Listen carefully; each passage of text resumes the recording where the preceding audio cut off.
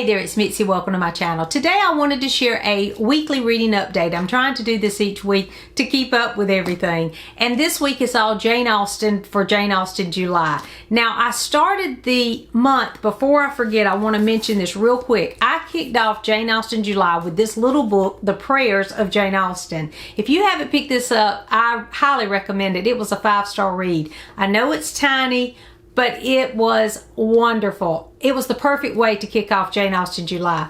So I read this that first morning, and it's just 3 simple prayers that Jane Austen wrote for her family worship time that they would have at night. And it's a lot like the Book of Common Prayer. So if you are familiar with that, someone had actually mentioned that to me, and it is a lot like that. They are beautiful prayers that I'm sure her family enjoyed as well. But I also loved that at the end it talked about Jane Austen's writing and her faith and how she lived out that faith. So that part to me made it a 5-star read. It made me feel just so much more connected to Jane Austen and better understand how she lived her life and how she wrote her novels based on her faith. And it was just such a beautiful read and a great way to start Jane Austen July. So if you haven't picked this one up, I highly recommend it, and it would be a wonderful gift for someone who loves Jane Austen novels. And so then I also every morning have been picking up this Wordsworth collection, because one of our prompts for Jane Austen July is to read a contemporary, and so I thought this would be the easiest way for me to incorporate it. So every morning I am picking up this little book, and I am reading just a little bit of William Wordsworth, and I am really enjoying it. I didn't know how I would get on with William Wordsworth because I've never read him before, but I really am enjoying these. Some of them are a little bit longer poems and some are shorter, so I am just picking it up and every day just reading another poem, and I'm really enjoying this collection.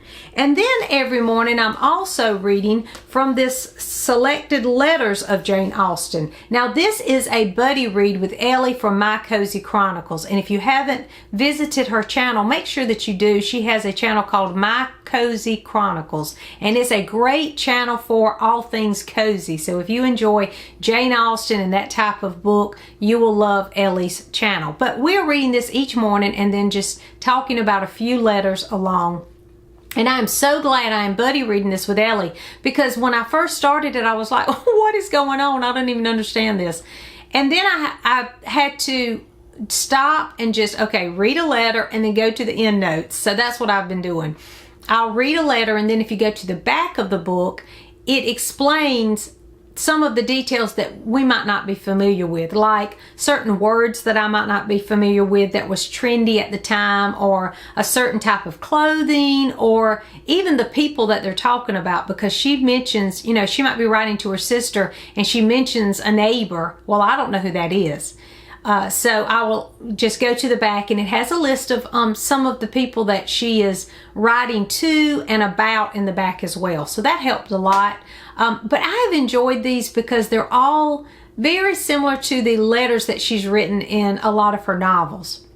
You feel like you're reading something straight out of one of her novels, and that made it super interesting because she's writing, most of these letters that I've read so far are to her sister, and they're like, you know, there's a ball coming up and this is what my dress looks like, and this couple was there, and those kinds of things, just like the ordinary daily everyday life of her novels. And so I'm really enjoying that, and I am thankful to have Elli reading this along with me. And so we're just taking a few letters a day and reading them, discussing them, and we're going to just continue this throughout the month of July.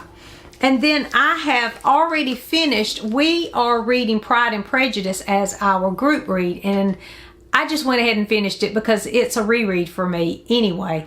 And I listened to it, but I also would pick up this copy as I was listening, because I found this copy of Pride and Prejudice at a thrift store. I think it was $1. It might have been cheaper than that, but it's a beautiful copy. And I don't know about you, but if you have a novel that you love, and then you reread it in a different edition, it's like a totally different experience. So this time I've been kind of listening to the audiobook and picking up this book, and it's just been wonderful. I've loved it. Now this one I like a lot because the font is so large and my eyes are not what they used to be. So I have just loved reading it in this edition. But I did go ahead and just finish it, because if I wasn't able to sit down and read, I would just put it in the audio and work around the house and listen to it on audio too. So that made it a quicker read for me. Again, it was a reread, so that wasn't a problem, and I just finished it up within a few days. And then I had a book on hold that came just a couple of days ago, and it's the Pride and Prejudice annotated edition, and I love this book. I have to get me a copy of this. I didn't know what it would be like, but now that I have it, I mean, it's a chunky book, but in this, as you're reading the novel, there are so many notes and tidbits of information on each side of the page about what's going on in each chapter. It is fantastic.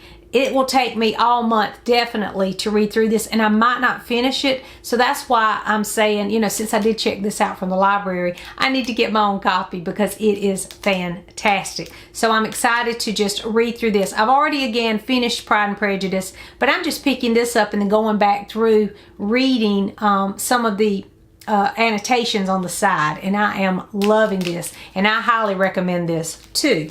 And then finally, the other book that I'm reading this week, and I have only read this for the past couple of days, is The Other Bennett Sister by Janice Hadlow, and I'm loving this so far. If it continues like it is, I'm not that far in it. Let's see. I'm at 100 pages. If it continues this way, this will be a 5-star read.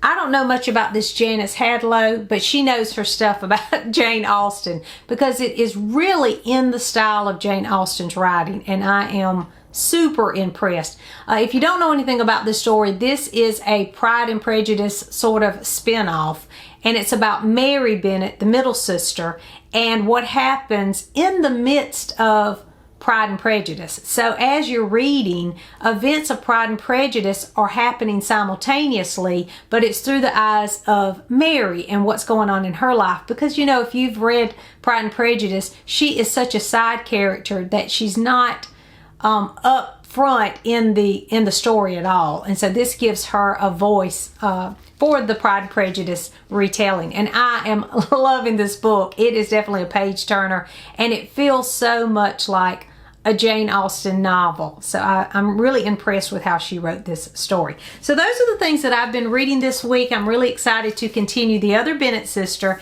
And after I finish this, I think I'm going to go to The Murder of Mr. Wickham. I think that's what I'm going to read next, a good mystery. So that'll be fun.